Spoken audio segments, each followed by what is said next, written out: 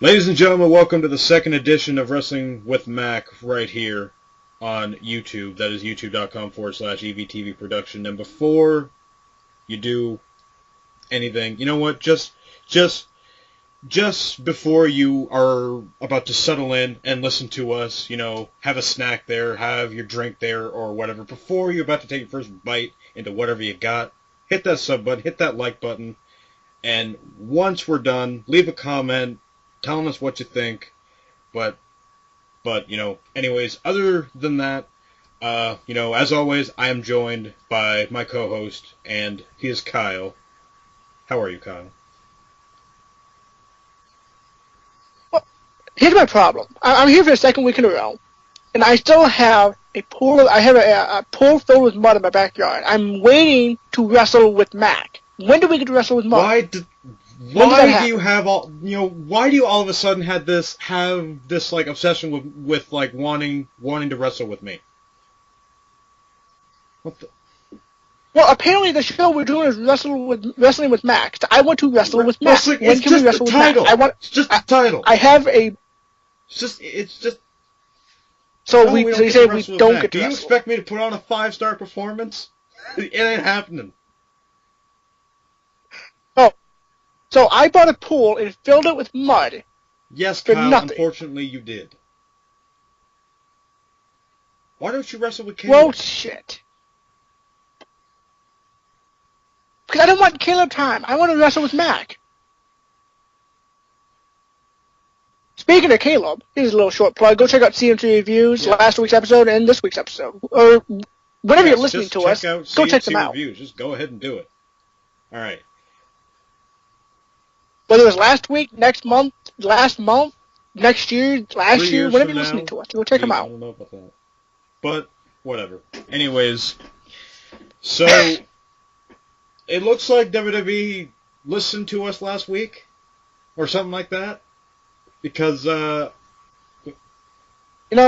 think, I'm sorry to interrupt you, but I think Vince wanted to eat some humble pie, so I'm going to eat some humble pie. Last week, I spent a lot of time bitching about only having 2 confirmed matches for Mania. Well, last night, or on Monday, whenever you're listening to this, March night, 10th, where I'm talking right now, they added a... Yeah, thank you. I keep thinking this is YouTube, and they could be listening to me at any given time, in the existence of the internet. We are used to Blog Talk people. We're used to going live, so, we gotta, give us time. We're a little bit rusty. Yeah. But anyway, fuck Blog Talk. But they listened to us because the last episode, I bitched a lot about them only had 2 confirmed matches. I think last night they confirmed, 3 matches? Yes. 3 big matches, I might add. You've got the Battle Royal. You've got Daniel Bryan versus Triple H. And actually, I believe that was it. Only 2. There was probably another one, but I do not recall. But they at least confirmed a big match that we were expecting with Bryan and Triple H. Yes. They finally confirmed one of the bigger matches. Oh, good. And so I think at this time they have their 3 big mega matches confirmed. With Triple H and Bryan, Batista Orton, which is probably going to be a triple threat. John Cena versus. And then you have Bray Wyatt. Yep. So they added they had the Battle Royal. So they added 3 matches last on Raw, which is what I asked. I'm going to eat my humble pie and say thank you every week. Thank you for listening. So yes, thank you. Now, if you pardon me, I need to take a swig of water for the unemployed. So this week or on the March 10th Raw, they got a lot done, and I'm not going to lie, they saved WrestleMania 30 from looking like a train wreck. Now, I admit they saved Mania, and they did everything I asked, but I still don't like how they waited this long to do it. I'm so upset about that, but they got it done. Nonetheless, they got it done. They should have waited this long. They should have dragged their ass this long, but they got it done. Yeah, Beggars can't be choosers. It got done. 3 Raws left to build this up properly. which is still, it's not the best amount of time for Mania, but it's a good enough time to get something going. First thing we should mention is the announcement from Hogan, which was the Andre the Giant Memorial over-the-top rope battle royal taking place at WrestleMania 30. 30-man battle royal. I think it's a great idea. Because if Money in the Bank is not going to be at WrestleMania anymore, because it looks like, it's going to be that way, this is a good way of getting a lot of guys on the card without having to make much effort at it. The only thing that I'm so iffy on with Battle Royal, I love the idea, I love that they're doing it, but the problem is, if you look at it, they've always had dark match Battle Royals at Mania. But, so, I want to know, will this be on the actual card, or will this be on the pre-show? I highly doubt this would be on the pre-show, because, they like to immortalize Andre a lot on Raw, or like a lot, just anytime, really. So exactly. I highly doubt this would be on the pre-show, because honestly, I think they would be really disrespecting Andre if that was on the pre-show. So I do think it's going to be on the actual main show. And I think so far, the other reason why I'm iffy on. And so far, who has been confirmed? I think you've got Big E, Damian Sandow, Dolph Ziggler, Kofi Kingston, Ryback, and Curtis Axel. I think so far are the only names that are confirmed. Now, the other thing I'm iffy on about this is if it will become a traditional thing at Mania. If it becomes a traditional thing on the actual card, on the pre-show dark match, I'm all for it. Because it gets people on the actual match, and it fills a bunch of time. Can't deny that, it fills a bunch of time. And at Mania, yes, time fillers aren't necessary, it shouldn't be necessary, but this is a good time filling. Something that would be exciting to watch. Yeah, and also with the fact of it being 30 guys, there's a slight possibility that, they could bring back former names that have competed in past Manias. I don't know exactly who they would bring in, maybe Hacksaw, I guess, maybe Slaughter, the generic guys that are, always there for, the big-time shows, whether it be, a special Raw or SmackDown or whatever. So those guys I can see being in. The one thing I could see, too, is them putting the, the Ultimate Warrior would be, you know what? I don't really get why a lot of people are thinking that Warrior is going to get physical somehow at Mania. Just for some reason, I just cannot see it. I'm not saying that, he can't still go, but for some reason, I just can't see Warrior doing anything physical at Mania. Other than him just appearing on the stage when they usually people who have been that have went into the Hall of Fame that year. I really don't see him doing much other than that.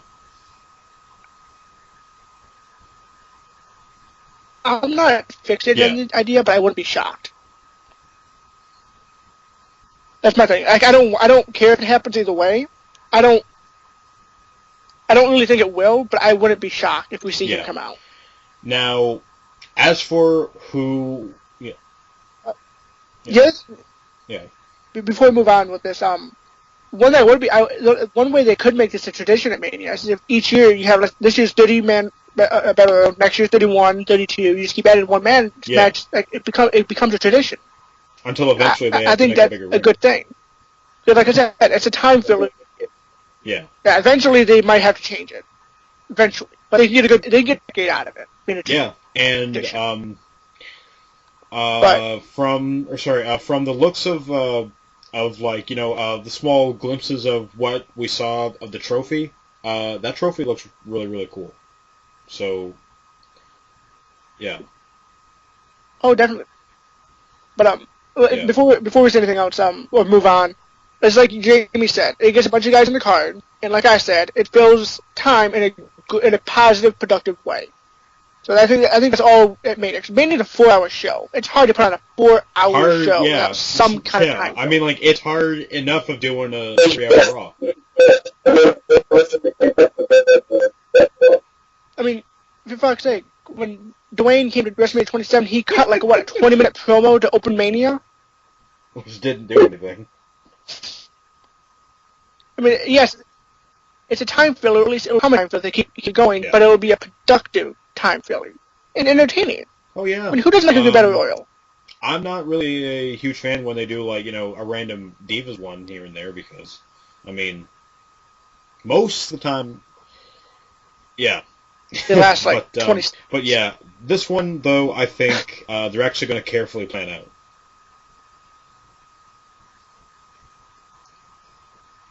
I mean, it gets a good moment to get some under mid-card guy a good Mania moment. So, I mean, I like everything about it. I'm so iffy if they put it on the pre-show. I think they might, but I hope they don't. If they put it on the pre-show, everything I just said becomes invalidated. Yeah. And it loses its productiveness. Yeah. Alrighty. And moving on here, we got some more build-up towards The Undertaker and Brock Lesnar at Mania. Now, I don't really have much to say on it, but, I will say that Heyman cut, another great promo. For some reason, a lot of folks were saying that Taker was supposed to, make this announcement, and I thought that, I thought that Taker was there to announce that, 30 is going to be his last Mania. But ultimately, there really was no announcement, and all Taker really said was, Lesnar was going to rest in peace. But overall, I thought that it was really good.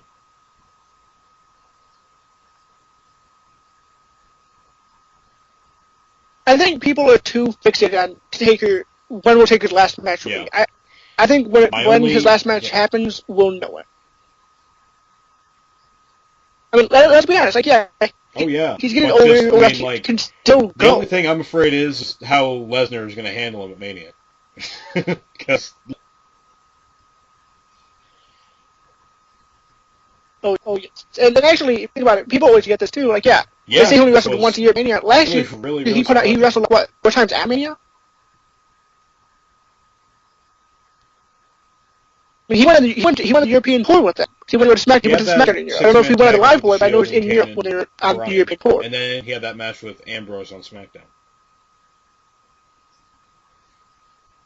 Yeah. Which was in Europe. He went to Europe with Raw. He's not done. I still think a part of him still loves wrestling. I don't think he's done. He's been done for a while. Okay. I mean, you don't see people like Lesnar or Dwayne going to Europe. It's just that. All right. The only thing the only thing I just want out of Taker before he decides to finally, say that he's done. I just want that Mania match with Cena. That's all I want. Yep. And I think, personally, this is kind of where I want it to end. I would love to see it end. I want to end. I've been fixated on this for a while. I want to end at a perfect number. I think 25 will be his last. Oh my God! I think it's 25 and now. Not. If I think he can make it. He definitely will not make 30. Oh no! I think 25 is his last legit shot to end it at a perfect number. And I think he can still make 25. I mean, that's only after this Mania he'll be 22. So I think he'll have 3 more to go. I mean, he can still go 3 more. Yeah. I think that's a realistic idea. I mean, I was hoping he should have. I think he really should have ended at 20. No, that was a perfect time. That was a great time, and also the way that that match ended. You had Undertaker, Shawn Michaels, and Hunter up there, and they were just embracing each other, and that was perfect right there. I think the only thing that kept him going was the fact that Triple H kept him going.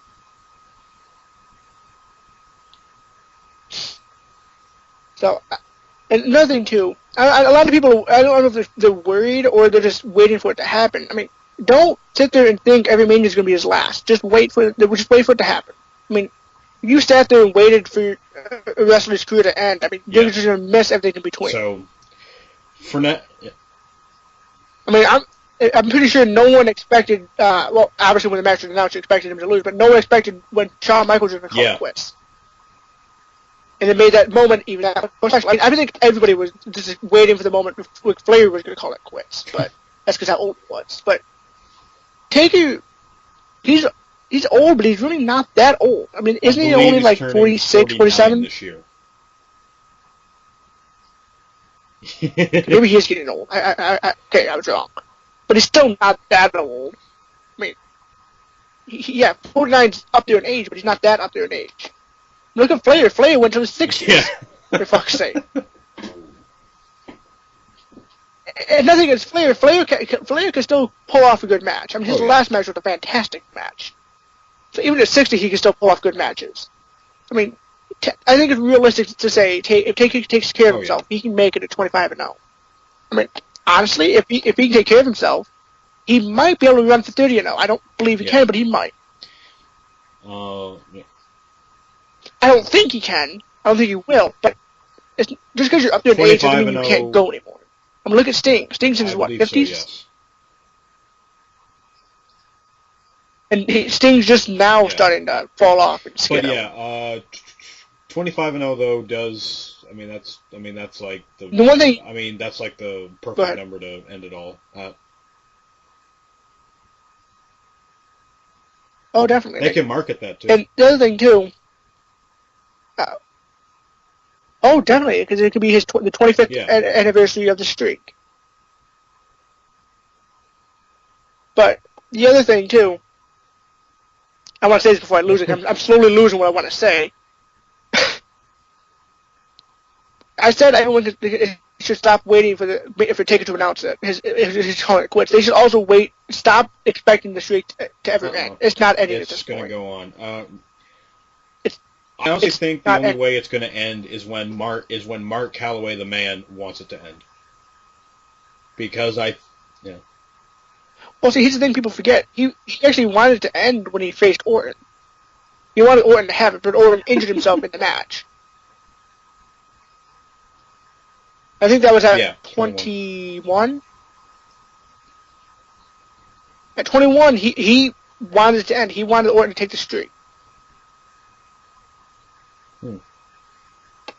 But Orton couldn't capitalize on winning it because he was injured. I think after 21, he took, a good 6 months off? Something like that, yeah. Or, no, I believe he was gone for like 2 months and then he got drafted to SmackDown. Yeah, but he was still gone. He couldn't capitalize on the immediate exposure of ending the streak. I mean, I think the last realistic shot to ending that streak was Orton, simply because Mark wanted it to end with Orton.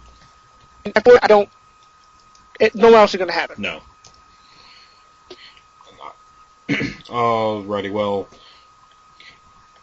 moving on here to the final topic. The Yes Movement and the takeover of that and how perfectly that was done. I mean, here's my I'm going to make it quick on that. WWE booked, they showed everybody that they can take a bad situation and make it great. Because I know I told this to Jamie. Jamie, you disagree with me on this. I personally believe that they were trying to figure out how to fill Phil Brooks' spot at Mania, and they filled it to the best with Daniel Bryan. Because now Daniel Bryan is going to beat Triple H. He's basically going to beat 3/4 of Evolution in one night. I personally believe he's the walking out champion. So, I mean, Phil Brooks is given WrestleMania. He gave WrestleMania 30 to Daniel Bryan on a silver plate. And April 7th in New Orleans, that is going to be Daniel Bryan's night. That is going to be his night. He's going to beat Triple H, Batista, and Orton, and he's going to become champion. I mean, if he doesn't win the championship, I personally believe he should, and he will. At least I know for a fact he's going to beat Triple H. He's making it to that match. Because if you look at it, they're already booking it for him to be in that match. Because they're not booking a damn thing between Orton and Batista. They teamed up on Raw. So, yeah. Exactly. So, I mean, it's pretty... Yes, it's predictable, but it is what it is with him beating Triple H. It's still going to be a good match. You know, they... The only thing I can guarantee you, WrestleMania 30 will not end with him making someone tap out to the belt lock or the yes lock. That won't happen, like WrestleMania 20. I guarantee you that won't happen. You know what? I just realized this. WrestleMania 20 ended in a triple threat match. It looks like this Mania is going to end in a triple threat match. There's so many eerie similarities between... WrestleMania 20... Here's another similarity. WrestleMania 20, it was Chris Benoit versus two former teammates. WrestleMania 30, Daniel Bryan versus two former teammates. So many similarities. It's almost creepy. The only difference is CM Punk is not going to win the WWE Championship and come out and hug Daniel Bryan with the World Championship. That's not happening. One, because Phil Brooks is gone. And two, unless if he just magically appears at Mania and comes out and hugs him, I guess. But I mean, I highly doubt that will happen. No. I don't think they're going that far. I don't think they're going that far. Closest I think they'll come to is I think the whole roster will come out and congratulate Bryan and have like a big moment. 80,000 people doing the yes chant, and that's going to be insane. If they don't go about that, I will consider jumping on the wagon of WWE are fucking morons, because that is their moneymaker for WrestleMania 30. If anybody else wins that, they've wasted from SummerSlam to now. Yeah, so. I mean, I don't like to jump on the IWC wagon, but if Daniel Bryan does not walk out WWE champion, they've wasted 6 months of 6 months. They've just threw it away. It's gone. There's no more. Oh, his moment's coming. This will be his moment. Otherwise, it's not happening. Yeah. It won't be. Yeah, he could win at Extreme Rules. Yes, I'm not looking for him to win the championship. I want him to have that aha moment that they've been building. Like the past 6 months have been building for the anticipation of that feel-good moment of Bryan finally overcoming it and winning the championship. That needs to happen at Mania. If it doesn't happen at Mania, I will consider jumping on the IWC wagon and calling bullshit. You know what? I really think that, and, you know, I really do not see, you know, Bryan losing at all at that show. I really just do not think it will happen, but, no, they're not going to put Bryan, Triple H is not going to put Bryan over just for him to lose in the match later that night. No. I don't believe that's happening. Yeah, so... anyways, folks, that's all the time that we have for this week. Any closing thoughts at all, Kyle, or plug and whatnot? I like where we're going. Finally, the direction of Mania is looking more clear and a lot better. But I still am a little upset waited this long to do it. For WrestleMania fucking 30.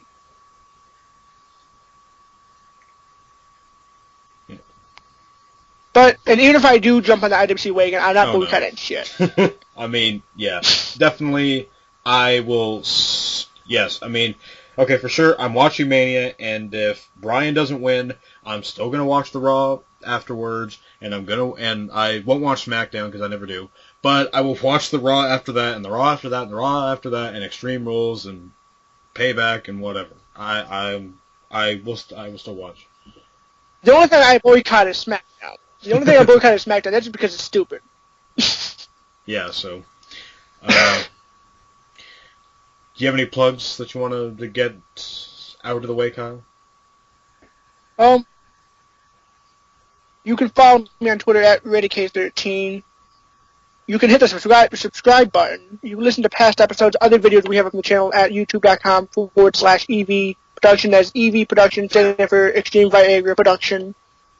And alrighty, folks, and that's you it can for follow me on Twitter at Jamie Lee Mack, and also, as Kyle just said, hit that sub button, leave a comment, tell us what you think. Do you like the direction that WrestleMania is going in? Because I mean, I think, and I think I speak for both of us. It's looking really good. Yeah. So it's finally looking good. Anyways, folks. All right. One last thing. If you're listening and you're unemployed, I'm going to take a swig of water for you. Same here. All right, folks. Thank you very much for listening. I'm Jamie. He's Kyle. And we'll catch you later on.